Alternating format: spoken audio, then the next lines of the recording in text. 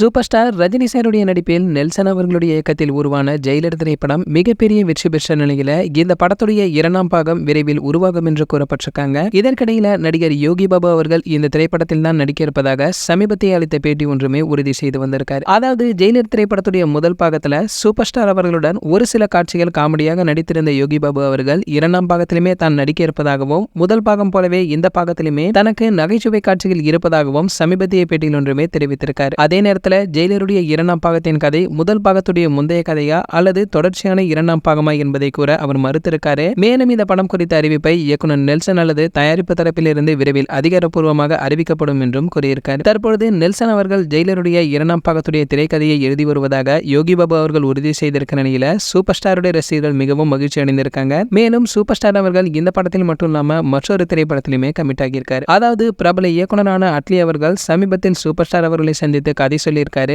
அந்த கதையுமே தலைவருக்கு பிடித்து போக ஆகையால கூடிய விரைவில் இவர்களுடைய கூட்டணி இணையும் என்பதும் குறிப்பிடத்தக்கது. சரி, ஓகே, இது போன்ற சூப்பர் ஸ்டார் ரஜினி சார் பற்றி வெளியாகும் அனைத்து செய்திகளை நீங்க உடனே தெரிஞ்சுக்க நம்மளுடைய சினிமா கொட்டையான நம்ம சேனலை சப்ஸ்கிரைப் பண்ணிக்கங்க. பக்கத்தில் உள்ள பெல் ஐகானை கிளிக் பண்ணிட்டீங்கன்னா நீங்க நம்ம வீடியோவை மிஸ் பண்ணாம பார்க்கலாம்.